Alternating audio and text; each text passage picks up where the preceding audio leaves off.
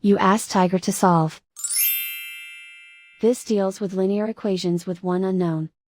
The final result is x equals 27 over 70. Let's solve it step by step. Simplify the expression. Expand the parentheses. Multiply the coefficients.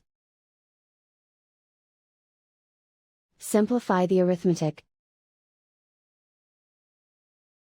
Expand the parentheses. Simplify the arithmetic. Group all constants on the right side of the equation. Subtract 81 from both sides. Simplify the arithmetic.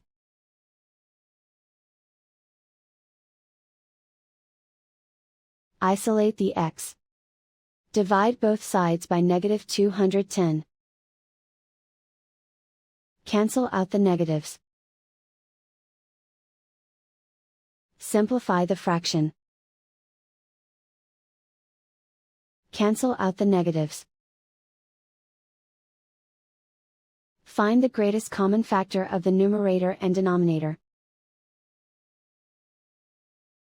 Factor out and cancel the greatest common factor. And so the final result is x equals 27 over 70.